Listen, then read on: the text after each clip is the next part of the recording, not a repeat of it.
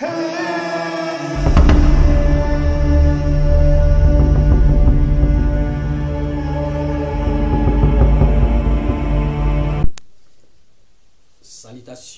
le plus fraternel à tous les amis de la MAT. Salutations le plus fraternel à tous les sympathisants de la MAT. Merci une fois de plus pour vos soutiens, vos assistances de près ou de loin. Comme j'ai l'habitude de le dire, que nous ne cesserons jamais de vous être si reconnaissants. Tous nos amis de partout dans le monde, que les très hauts vous viennent en aide, que la paix qui surpasse toute intelligence garde vos cœurs ainsi que vos pensées. Une fois de plus encore, bienvenue dans la MAT officielle.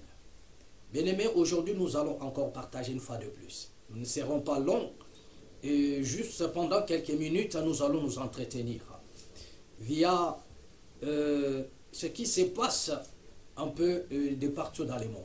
Mais aujourd'hui, nous allons nous atteler sur une particularité. C'est-à-dire, nous allons évoquer, comment dirais-je, le problème sur ce qui concerne l'arrivée de ce monsieur qui occupe le Vatican jusque-là. Je crois que vous avez déjà lu notre titre ou les thèmes.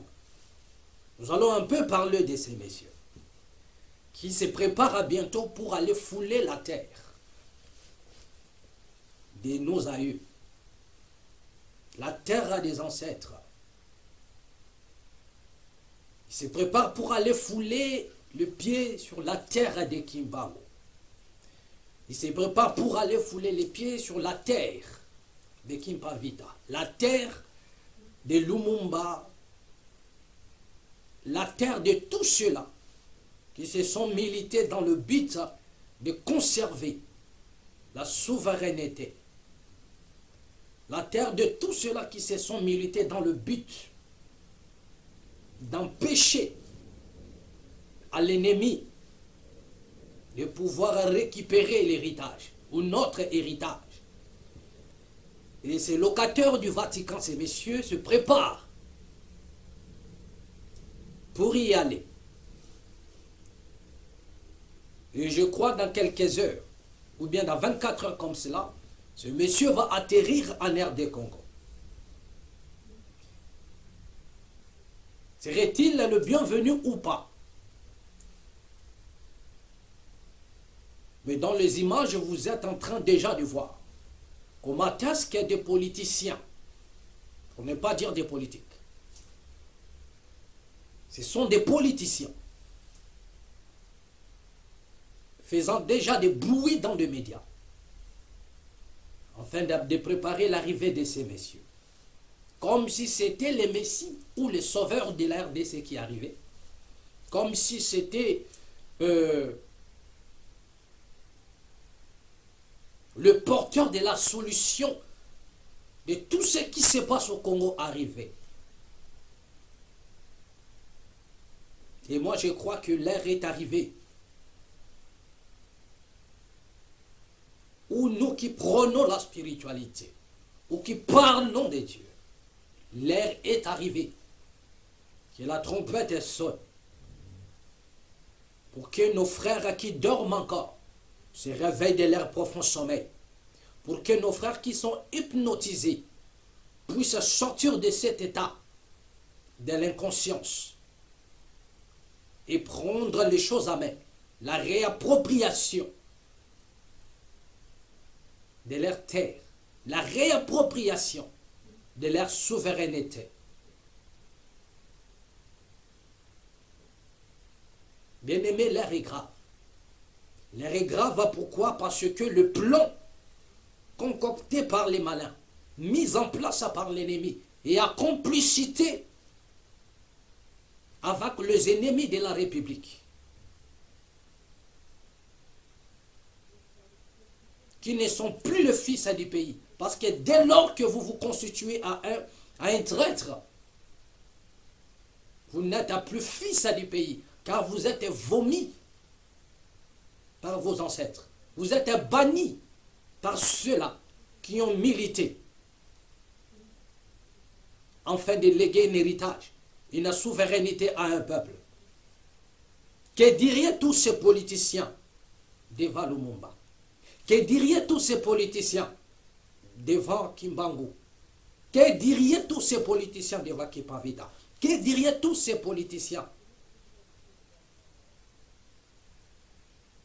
devant ces dignes fils du pays, qui ont même payé de leur prix, qui ont versé le sang, dans le but de dire non à l'ennemi, non à l'imposteur, non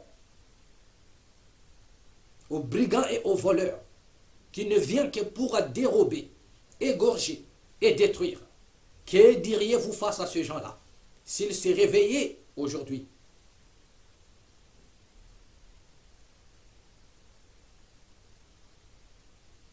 Ils se réclament de telle ou de telle personne. Ils se réclament de telle ou de telle personne. Mais ils sont à l'opposé de leur vision. Ils sont à l'opposé de leur combat. Ils sont déjà sortis du combat de Kimbangu. Ils sont déjà sortis du combat de Lumumba. Ils sont déjà sortis du véritable lutte. Mais ils sont sur le chemin de la corruption. Dans le chemin de la corruption. Et ils ont plongé le pays dans les chaos. Ils ont plongé le pays dans les noirs extrêmes.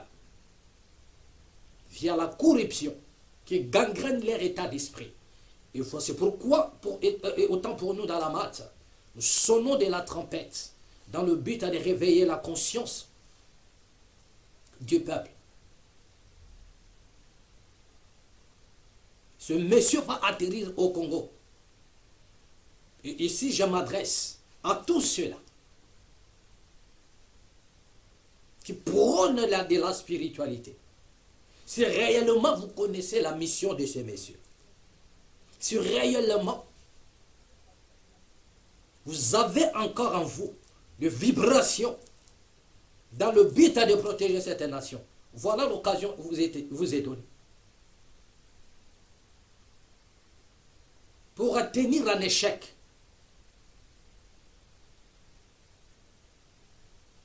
la mission dont certaines personnes ignorent. Et nous allons déballer une pensée ici. Et vous allez comprendre des choses. Que ce monsieur va descendre au Congo. Certains, je ne sais pas moi, prétendent que ce monsieur descend au Congo dans le but de bénir le Congo. Loin de là.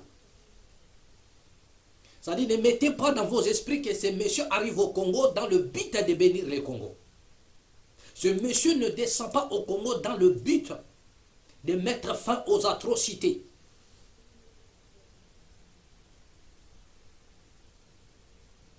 Car depuis son palais, de là où il s'éteint, de là où il habite, de là où il loge, il apprend et il voit, il connaît. Il connaît tout ce qui se passe. Mais l'heure a sonné pour lui de venir poser ses plantes à des pieds.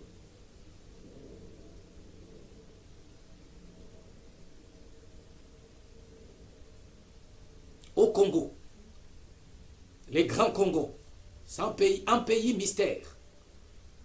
C'est la dernière carte qui lui reste de fouler sa plante des pieds au Congo.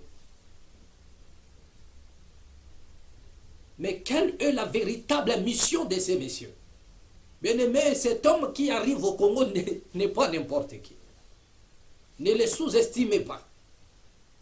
Quand je dis ce n'est pas n'importe qui, je ne fais pas ici allusion à son physique, non. Ce n'est pas n'importe qui. Premièrement, c'est d'abord un chef de l'État.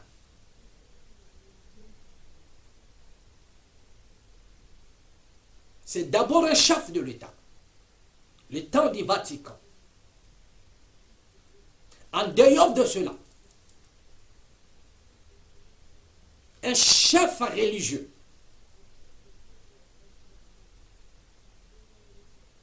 Donc, il est teinté d'une force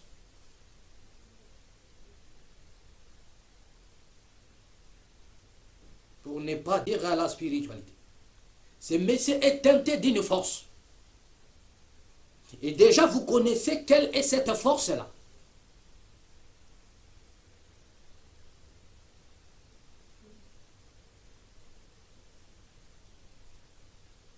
Il s'agit de quelle force?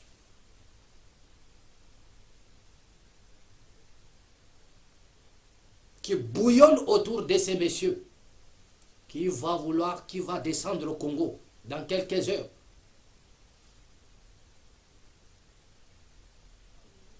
Il s'agit de quelle force? Vous le connaissez déjà. Et il va venir au Congo. Souvenez-vous qu'autrefois, ce monsieur était au Soudan. Il était au Soudan du Sud. La Nubie, un pays déchiré par la guerre, déchiré par la religion.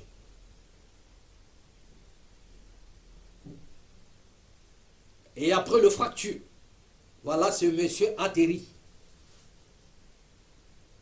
Après le fracture, ce monsieur atterrit. Et là sur l'image, je crois que vous avez vu.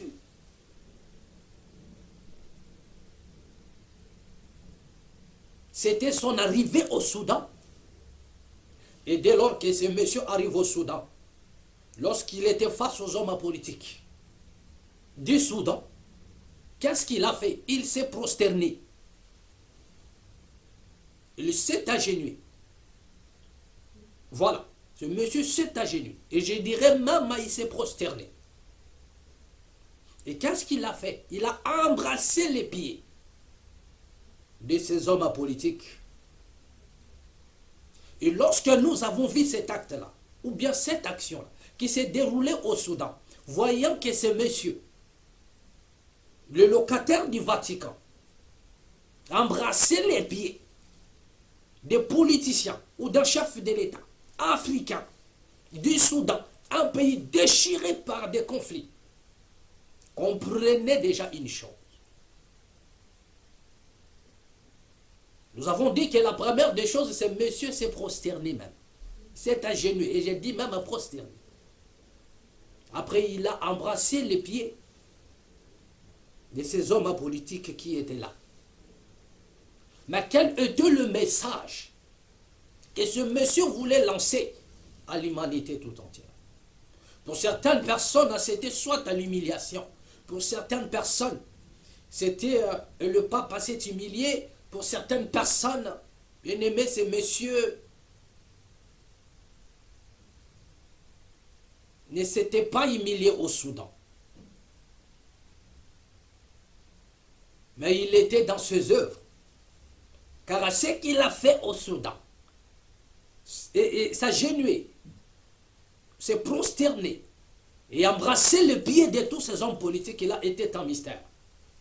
Mais nous allons révéler quelque chose en lisant l'écriture dans l'Apocalypse pour certaines. Révélation à partir du chapitre 3. Nous allons prendre le verset 9. Et nous allons donner cela en cadeau à nos amis qui nous suivent de partout dans le monde. Je suis dans l'Apocalypse chapitre 3 pour la compréhension de tous.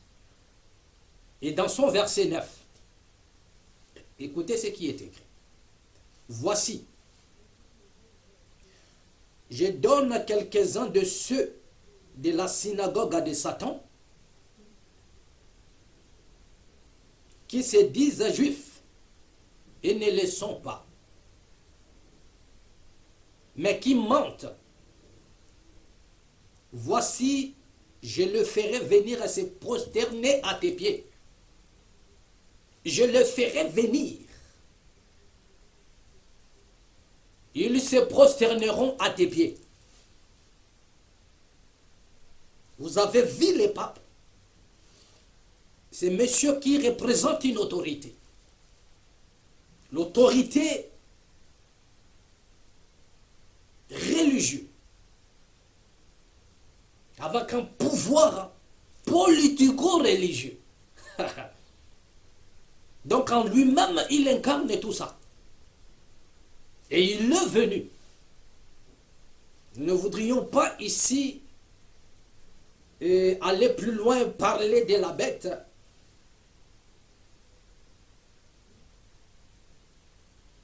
même de la bête qui est blessée, qui a dont la blessure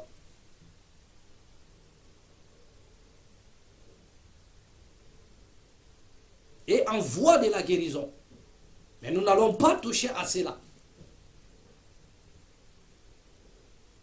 Mais comprenez déjà que nous voyons ici l'accomplissement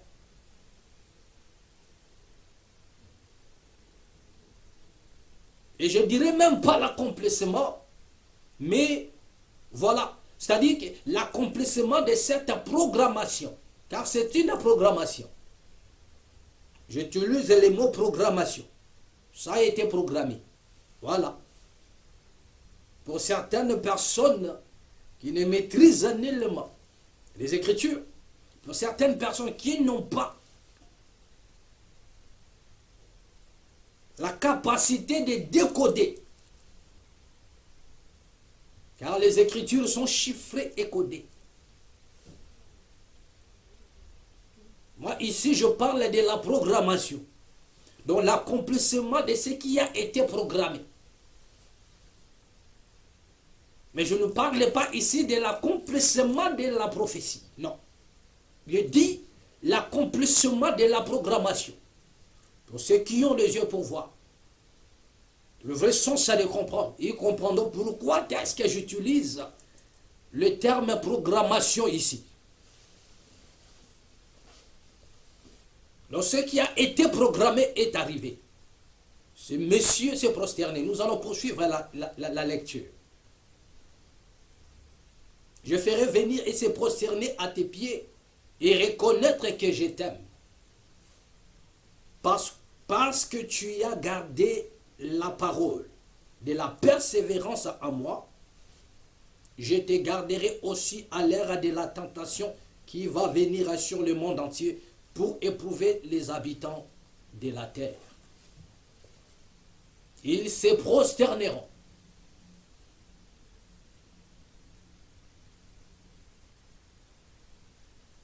Et reconnaîtront que je t'ai aimé.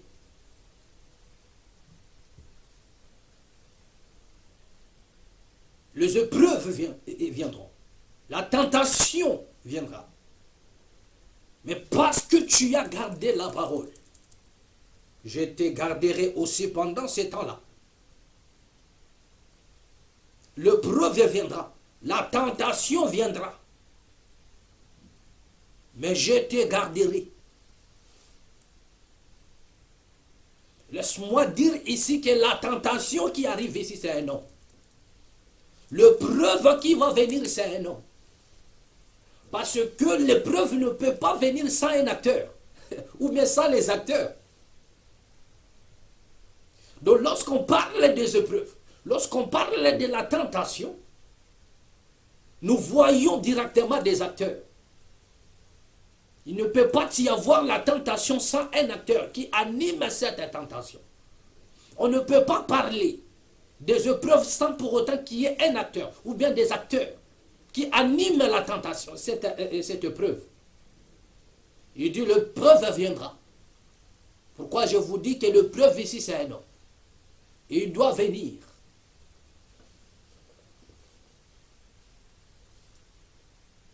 Et il viendra dans le but de donner les tempos.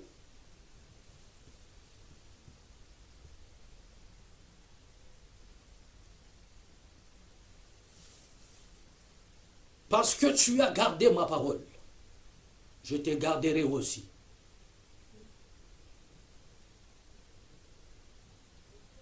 Cela veut dire que lorsqu'ils ils mettront en place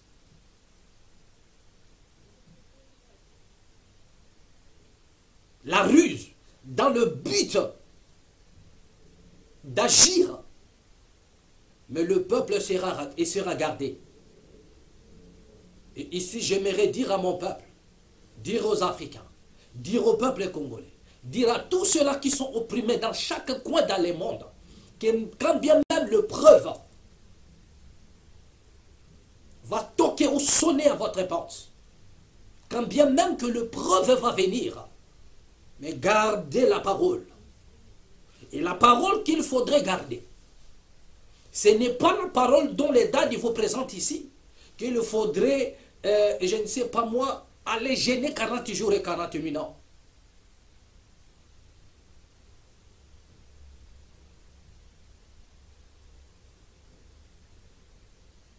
La parole qu'il faudrait garder en soi, c'est la parole de la persévérance. Cela veut dire que bannir la peur, de ne pas avoir peur, mais de rester confiant devant l'épreuve, devant la tentation, de rester serein, de ne pas céder à la pression.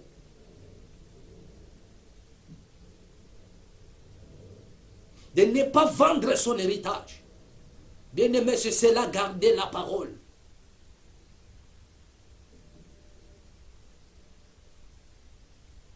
C'est garder son héritage. Donc de ne pas céder son héritage, de ne pas céder sa terre, de ne pas céder à la pression. À ne pas céder à la corruption. La corruption du genre humain. La corruption sur tous ses plans. Gardez, et pendant ces temps, vous serez aussi gardés.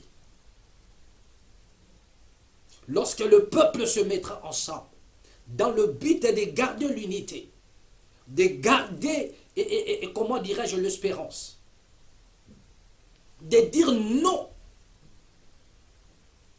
c'est pendant ces temps-là.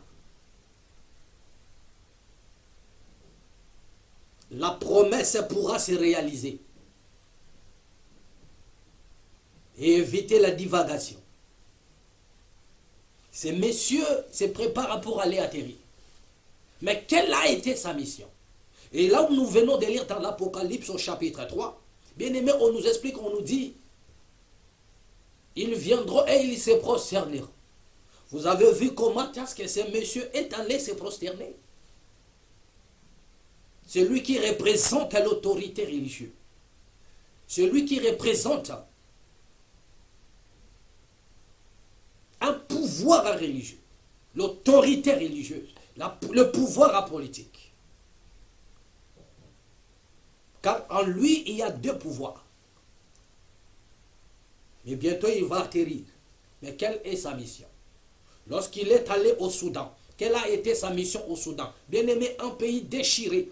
Un pays où il y avait des guerres, des troubles. Un pays qui n'est pas en paix jusqu'en ces jours. Et c'est là où il atterrit.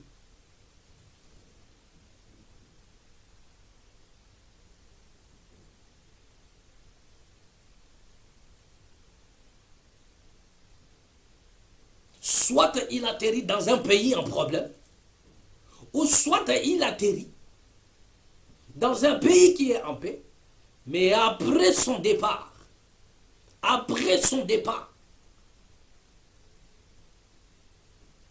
le pays bascule dans le gouffre.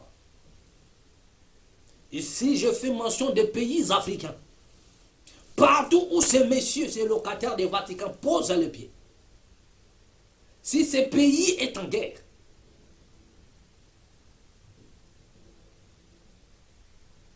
lorsqu'il pose ses pieds, bien-aimés,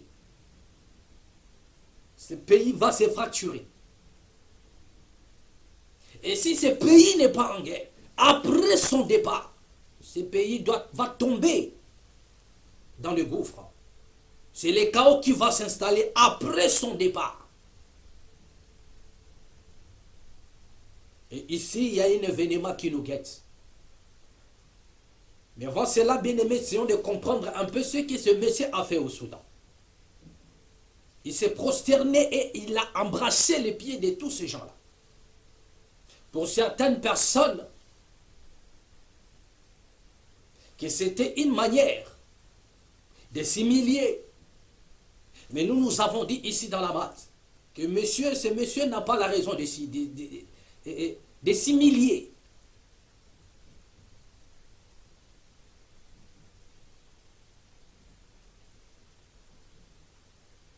Il ne s'est pas humilié. Mais ce qu'il a fait au Soudan fait partie de son rituel. Ce qu'il a accompli au Soudan fait partie de son rituel. Donc il sait ce qu'il a fait. Il n'a pas été contraint à faire ça. Mais tout a été préparé. Comme je disais tantôt, cela fait partie de son rituel, bien-aimé. Il est venu au Soudan. Il s'est agenouillé. Et il a embrassé les pieds de tous ces dirigeants-là. Pourquoi as-tu embrassé les pieds? L'Écriture dit qu'il lui soit béni. Le pied de celui qui annonce la bonne nouvelle.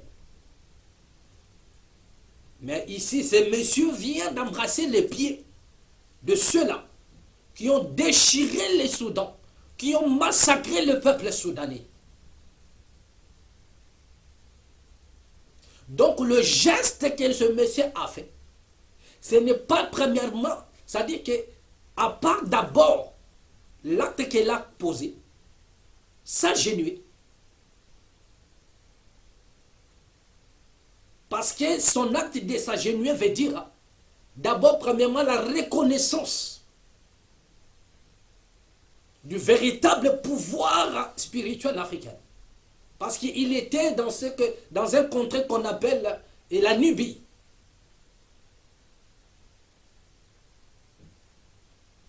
Qui est même le centre de l'histoire de la civilisation.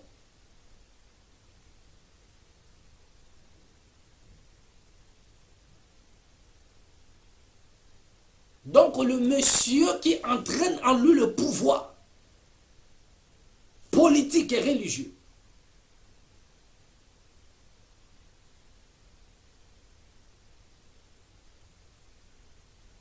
ou bien de l'impérialisme, était obligé de s'agenouiller.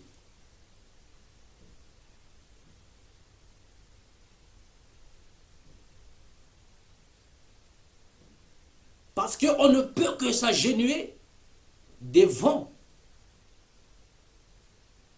son supérieur.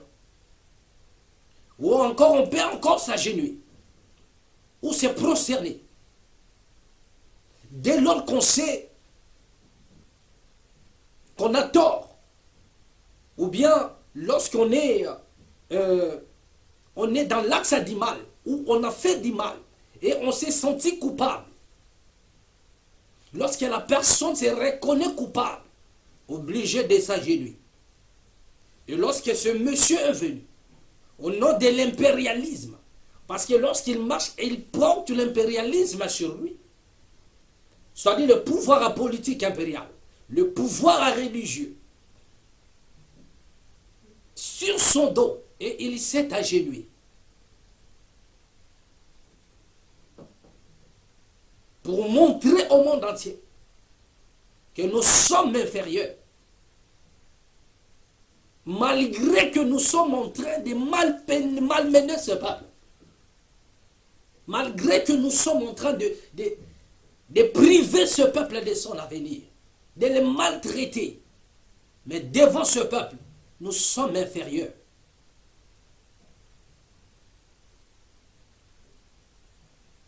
Quand je parle de l'infériorité, je ne fais pas ici allusion à la race. Non. Il n'y a pas de race inférieure ou supérieure à l'autre. Mais ici, je fais allusion à la science, à la spiritualité véritable.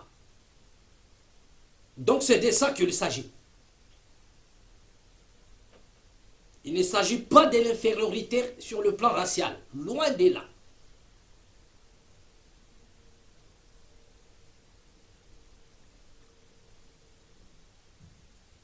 Mais par rapport à la science véritable, pas à l'imposture.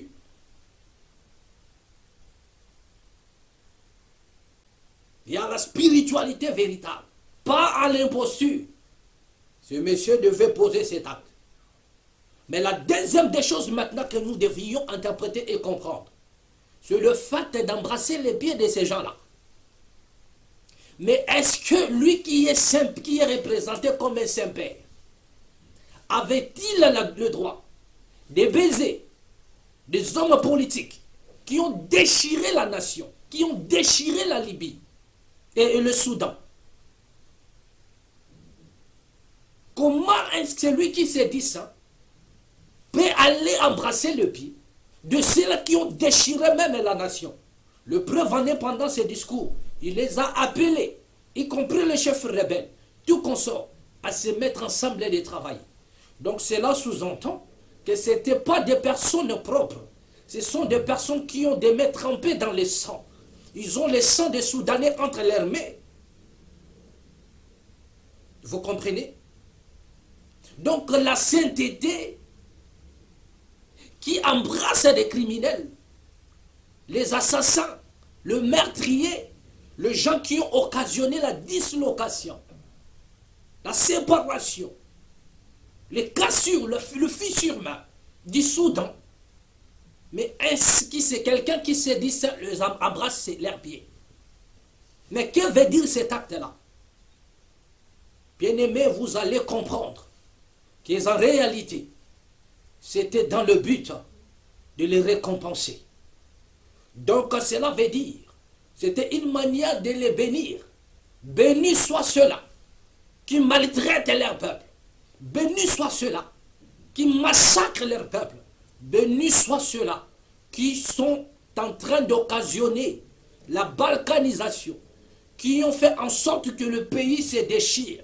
Soyez bénis, parce que le pays, vous avez accompli la mission, celle de déchirer la nation, de balkaniser les pays, de briser l'harmonie de ces pays et de verser son sang. Donc je vous bénis au nom de cela. Voilà, c'est de ça qu'il s'agit. Et vous allez comprendre que la même personne, ce locataire du Vatican, arrive en RDC. Et pendant ce temps en RDC, il y a des problèmes. Ça brûle dans chaque coin. Les territoires du Congo sont occupés. Et ils ne sont pas récupérés jusqu'à là. Le Congo est attaqué. Il n'y a pas l'acte de la légitime défense. Et pendant ce temps-là, ce monsieur va s'élever, quitter chez lui et aller atterrir dans un pays en conflit. Pour quel but? Comprenez déjà que ce qui a été, ou bien ce qu'il a fait au Soudan, c'est ce qu'il viendra faire encore en RDC. Vous comprenez? Et pendant ce temps où l'odeur de la balkanisation se fait sentir au Congo, à l'heure actuelle, où le pays, le territoire est entre les mains de l'ennemi,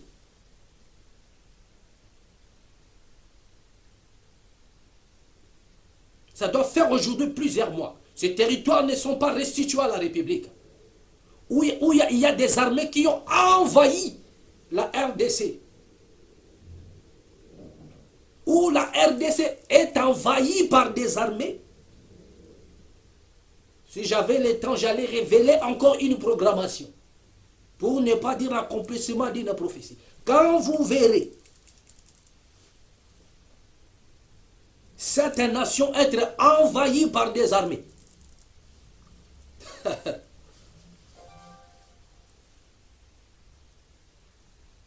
nous allons parler en prophète pendant tout ce temps. Mais j'aimerais descendre un peu pour la meilleure compréhension. Ici, ce n'est qu'une première partie.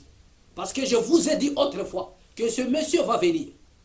Lorsque nous avons parlé de l'arrivée du roi, de la Belgique, monsieur Philippe, qui ne devrait même pas descendre au Congo, mais il est venu avec le masque, le symbole de la restitution des masques. D'ailleurs, il a amené un faux masque. J'ai dit un faux masque. Et depuis que ce monsieur est descendu au Congo, jusque-là, où sont les masques? La restitution des masques. Donc regardez comment ce monsieur est venu dans le but de hypnotiser tout en parle. C'était le pouvoir royal. Les descendants de Léopold II, le plus grand meurtrier que l'humanité ait jamais connu, qui ne pouvait même pas poser ses pieds au Congo. Mais il est venu pour duper encore les Congolais et s'en aller. C'était le pouvoir royal. Et je vous avais dit que attention maintenant à l'arrivée du pouvoir religieux. Parce que c'est les deux pouvoirs qui doivent s'accorder au Congo. Et ce sont les deux pouvoirs qui ont pris le Congo en otage depuis fort longtemps. Comprenez que c'est le roi de la Belgique, Léopold II, qui a fait du Congo c'est-à-dire que sa chambre même, je dirais même sa chambre à coucher. Il a fait du Congo sa chambre à coucher. Vous comprenez? Et le malheur du Congo est parti de là. La présence de ce monsieur Léopold II. Vous comprenez? Et la deuxième des choses, c'était la religion. Et lorsque nous parlons de la religion, nous remontons jusqu'à la source. Et nous allons voir ces messieurs. Nous allons voir des locataires du Vatican. Nous allons voir des locataires du Vatican. Et ce qui a été, c'est ce qui sera. Voilà encore la même chose se répète. Donc le pouvoir royal était déjà au Congo. Et maintenant, c'est le pouvoir maintenant religieux. C'est le pouvoir maintenant religieux. Et c'est monsieur qui arrive à incarner à lui tous les deux pouvoirs. Cela veut dire qu'il arrive dans le but de parachever la mission. Parce que vous n'allez pas oublier que nous sommes dans un temps où le Congo est en train de vibrer, où ces grandes nations et ces grands pays est à la porte de son ascension, à la porte de sa libération. Mais il faudrait des forces dans le but de les dompter. On ne peut pas entrer dans la maison d'un homme fort, piller et partir si cet homme fort n'est pas lié, si cet homme fort n'est pas dompté. Et voilà comment il faut qu'il y ait la présence de ces puissances-là. Le roi est venu au Congo dans le but de dompter le Congo sur le plan politique. Mais il faudra maintenant la représentation d'ordre religieux dans le but de replonger le Congo encore dans les chaos. Parce que comprenez que le malheur du Congo, nous voyons ici l'apparition du roi des Belges et de la religion. C'est ce qui a bloqué le Congo jusqu'à aujourd'hui. Vous comprenez? Et cela doit se répéter encore. Donc nous avons la force impériale, nous avons la politique. Le roi était déjà au Congo, il a dupé les Congolais, il est parti. Vous comprenez? Il faudrait que le pape atterrisse maintenant, dans le but de faire la même chose. Cela veut dire que récompenser, ou bien honorer ceux-là, c'est-à-dire que des ennemis de la République, qui sont au Congo, vous comprenez? Mais en réalité sont des ennemis du Congo. Mais ils sont là dans le but de trahir la nation. Ils sont dans les pays, dans le but de faciliter la balkanisation. Ceux-là qui ont accepté de vendre la nation au nom des billets de banque, des pauvres insensés. Bien-aimés, un jour vous allez partir. Un jour vous mourrez. Et vous allez laisser tout ça. Au nom des gyrophares, au nom des billets de banque, des honneurs des tapis rouges, ils acceptent de vendre l'héritage. Ils acceptent d'être à connivence avec les ennemis de la nation dans le but de balkaniser les grands Congo. Et voilà pourquoi ce monsieur doit arriver dans le but de les bénir. C'est-à-dire que vous allez être bénis pour un travail bien fait. Mais quel est ce travail bien fait? C'est ce travail-là qui a constitué, qui était, c'est-à-dire c'est un travail qui était mis en place dans le but de massacrer ce peuple, de piller ce peuple, de tuer ce peuple, d'assassiner, de récupérer ces terres, de les rendre étrangers dans leur propre nation, de les rendre errants partout dans le monde, de les rendre sans domicile partout dans le monde, dans le but de supprimer ce peuple-là de la surface de la terre, partout où ils sont. Plus de 12 millions de morts. Nous parlons même de 20 millions de morts. Mais silence radio. Les gens, ils font semblant seulement de parler. Ils font semblant de parler. Aucune justice. Personne n'est traduit en justice. On nous parle des rapports mapping. Mais où sont les commanditaires? Les noms, on nous dit qu'il y a une liste où les commanditaires, où il y en a, comment dirais-je, des accusés, ils sont là. Déjà, leur nom est sur la liste. Mais où est donc le procès? Pourquoi ne sont-ils pas condamnés? Pourquoi ne sont-ils pas arrêtés? Où est donc l'Interpol? Où est donc ceci, cela? Le monde entier est insensible. C'est pourquoi ils ont d'ailleurs plongé même le pays dans cette insensibilité. Lorsque ça brille au nord, les gens du sud sont insensibles. Lorsque ça brille à l'est, les gens de l'ouest sont insensibles. Ça brille du côté de l'est. À Kinshasa, les gens ils dansent. Les gens ils sont dans des divagations. Ils sont dans des trucs, dans des polémiques bizarres. Ils sont dans des discussions à dormir à debout. Mais les territoires sont en train de partir. Les territoires sont entre les mains des assaillants, des rebelles, de tous ces gens-là qu'ils ont mis en place dans le but de détruire la nation et à complicité avec ceux-là que nous avons considérés comme étant le fils du pays. Et voilà maintenant l'heure de la récompense, de la bénédiction arrive pour bénir tous ces gens-là qui marchent au nom du mal dans le but de détruire la nation.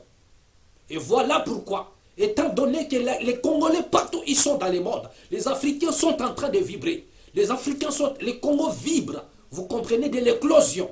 Ils vibrent de vouloir se libérer de ces jougs-là. Mais ils se sont rendus compte que ce pays a repris encore la force. Vous comprenez? Donc bientôt, si nous ne faisons pas attention, il va sortir de sa prison. Donc il faudrait les retourner encore, les plonger encore dans les chaos. Et voilà l'arrivée, la raison de l'arrivée de ce monsieur.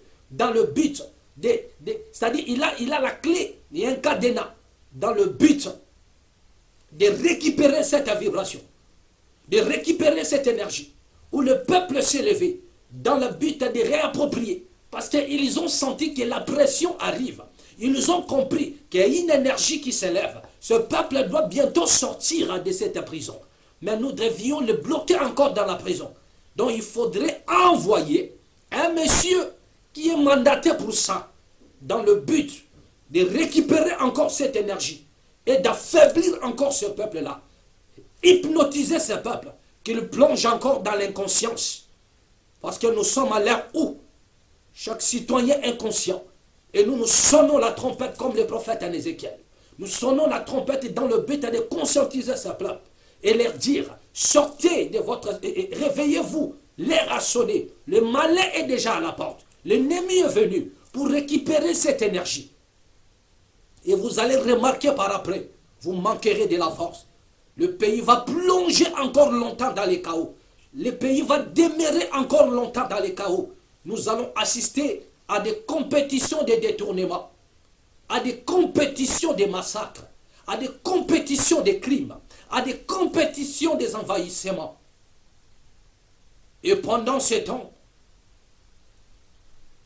nos ennemis sont en train de nous encercler, de nous envahir. Mais nous nous disons ceci. Lorsque la cause elle est juste, la victoire elle est certaine. Nous n'avons pas des armes comme des Kalachnikov. Nous n'avons pas tout ce que vous avez comme armes et munitions. Mais tout ce que nous avons, c'est la parole. Et sachez-le bien. Et nous vous le disons ouvertement et clairement que votre combat ou votre guerre, vous ne la gagnerez jamais. Vous ne la gagnerez jamais. Car l'héritage de ce peuple lui appartient. Et jamais, jamais, jamais vous pourrez gagner votre guerre. Peu importe ce que vous ferez. Mais s'il faut tuer, vous avez déjà tué. Vous continuez même à le faire. S'il faudrait le priver de sa vie, vous continuez à le faire. Mais ce peuple est déterminé. Ce peuple est déterminé. Et il a dit non. Comme autrefois Naboth avait refusé de céder son héritage à Isabelle ou Jézabel et son roi et son mari. Ce monsieur avait dit non. Je ne peux pas ni vendre ni céder mon héritage. Et à l'ère que nous sommes en train de parler, le Congo a dit non à son héritage. Le Congo a dit non. Nous ne pouvons pas céder. Nous ne pouvons pas vendre. Nous ne pouvons pas céder notre héritage. Et peu importe ce que vous ferez, tuer ou ravir, vous ne gagnerez pas cette guerre. Vous ne gagnerez pas cette guerre. Voilà, la nuit comme le jour. Bien-aimé, l'air a sonné. C'est pourquoi ce monsieur doit venir dans le but de parachever une œuvre. Cela veut dire avant son départ, avant même sa mort, qu'il puisse bloquer, récupérer l'énergie de ce peuple-là et de le plonger encore dans la distraction. Donc c'est le moment maintenant. C'est le moment bien-aimé de s'élever et démontrer et montrer à l'humanité tout entière que cela ne peut plus arriver. Nous ne serons plus hypnotisés. Nous ne sommes plus dupes. Mais nous sommes déjà debout. Car l'heure est arrivée. Le temps de la libération et de la liberté de tout un peuple. Car la libération de la RDC, c'est la liberté de l'Afrique. Donc ce monsieur doit descendre à la source de la spiritualité, à la source de toutes les choses, dans le but de bloquer avec son cadenas mystique l'évolution ou bien l'éclosion, vous comprenez, la libération de ces peuples-là. Vous comprenez? Bien aimé, personne ne pourra libérer ces peuples. Le peuple se libère. Le peuple se libère. Vous comprenez? Et l'heure a déjà sonné. Donc comprenez déjà la mission de cet homme. Comprenez déjà pourquoi est-ce qu'il doit être là. Et voilà pourquoi nous vous disons, nos très chers amis, que réveillez-vous. Sortez de vos propres sommeils. Ne comptez pas sur vos daddies. Ils sont là dans le but de vous distraire et faire de vous de plus en plus esclaves. Pendant qu'eux vivent mieux, vous plongez encore dans la misère. Vous plongez encore dans la médiocrité. Bien-aimés, vous allez faire tout ce que vous voulez. Dieu ne descendra pas pour le faire à votre place. Car personne ne peut, Dieu ne pourra pas descendre et défendre l'héritage qu'il vous a déjà donné. Si vous ne vous levez pas pour prendre des choses en main et défendre votre héritage, personne ne le ferait à votre place. Si vous ne décidez pas de changer des choses ne changeront pas non plus. Bien-aimés, la balle est dans votre camp. La balle est dans notre camp. Réveillons-nous. Soyons unis dans l'amour et regardons des choses en face. Sortez, bien-aimés, du fanatisme. Sortez de tous ces gens-là. Quittez tous ces gens-là qui vous endorment, qui sont là en train de vous raconter des choses à dormir debout, dans le but de faire de vous des esclaves de demain. Bien-aimés, l'heure a sonné. Je bénis tous nos amis qui étaient au son de ma voix. Abonnez-vous sur la MAT officielle. Partagez la vidéo et mettez des j'aime et des cœurs, tout ce que vous voulez, dans le but de conserver la vidéo. Prochainement, nous y reviendrons encore. Bien-aimés, nous sommes en train d'observer et voir ce qui va se passer. Parce que nous sommes en train d'opérer. Et là où tu es, bien-aimé, ne sois pas distrait. Car à chaque chose a son temps. Et l'heure a sonné. Nous n'allons plus laisser à nos ennemis le temps de nous attaquer, le temps de nous embrigader. Mais il est temps que nous puissions leur montrer que nous ne sommes pas un peuple faible. Nous ne sommes pas un peuple naïf. Vous comprenez? Nous sommes aimables, sympas. Mais il est temps que nous puissions défendre notre héritage et dire non à ceux qui veulent nous imposer le mal, nous imposer l'esclavage, nous imposer, bien-aimés, et comment dirais-je, la destruction. Dire non à tout cela. Merci à tous ceux-là qui nous ont suivis. Que les traits vous viennent en aide. Soyez tous bénis de là où vous êtes. Plein succès à vous et ainsi qu'à vos familles.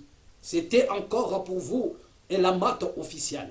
Que les très hauts vous bénissent abondamment. À nous revoir prochainement et au prochain numéro. Merci. Au revoir.